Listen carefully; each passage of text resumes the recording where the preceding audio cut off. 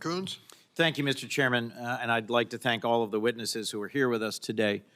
Former Congressman, late Congressman, John Lewis was a personal friend, and I was blessed to have the chance to cross the Edmund Pettus Bridge with him on several occasions, to stand at that bridge at the 50th anniversary and to hand to several of my colleagues a copy of what is now known as the John Lewis Voting Rights Restoration Act, and to press them to consider co-sponsorship. I work closely with our former colleague, Senator Leahy, on this legislation. I am from a state, Delaware, which has a long history of actually making it hard to vote. And where in Delaware we have tried several cycles now to work to improve things like mail-in voting, same-day registration, and where it is actively being litigated. It is a contentious issue. Everyone seems to agree that John Lewis was a towering figure in the American Civil Rights Movement and that his legacy needs to be maintained. In fact, it was one of the very few moments in the State of the Union speech, Mr. Chairman, where members of both parties stood and applauded when he was recognized by our president. Yet what we should be doing going forward seems strikingly divisive.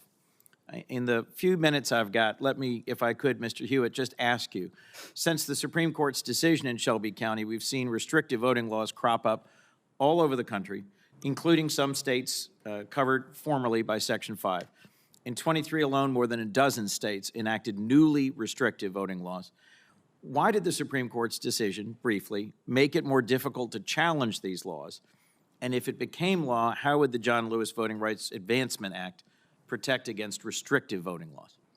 Well, in the covered jurisdictions, the Shelby County case made it such that we no longer have in this nation the benefit of the prophylactic power, the power to stop these negative laws, these bad laws from being implemented before they cause harm.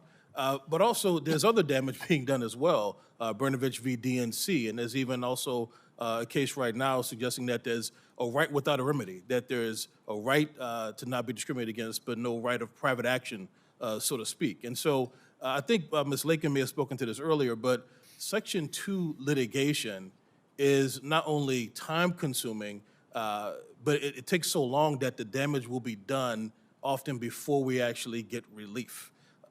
Mr. Hewitt, if I could briefly ask one other question. In many hearings on this topic over many years now, I've heard concerns and complaints about voter fraud, widespread voter fraud, being used as the reason to advance some of these restrictive laws. How many cases are there of voter fraud in our elections?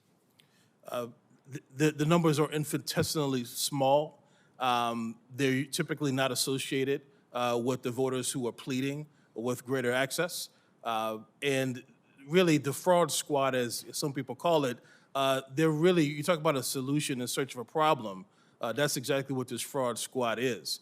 They search high and low for instances of voter fraud, and they even try to entrap voters in the case of Florida into saying, you can vote now, but we got you. Now we're going to hold you subject to criminal sanctions. Well, I'll say this. The integrity of our voting process is an important matter for all of us. I was a county elected official. Many counties across the country administer the election process. I do think voting integrity is important. But the point is, out of billions of votes cast, there are just a handful of examples of voter fraud.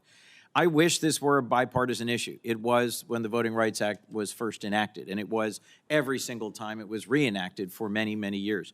Let me turn last to a concern that I think is timely and relevant, and where there's bipartisan legislation being led that could help forestall a very real possible challenge to our next election. We've got the very real possibility that artificial intelligence-generated deepfakes, which have been deployed across the world, recently had an impact in an election in Slovakia that changed the outcome, had a potential impact in the Taiwanese elections where they were widely deployed.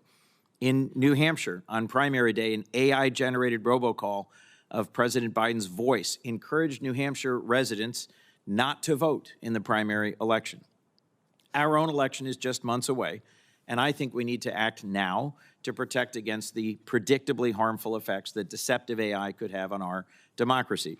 Senators Klobuchar and Hawley, Collins and I have introduced a bipartisan Protect Elections from Deceptive AI Act, which would ban the use of materially deceptive AI-generated voice or audio of a candidate for federal office in a way that would impact the election or steer contributions. Ms. Laskin, do you agree that AI does in fact pose some threat to our elections?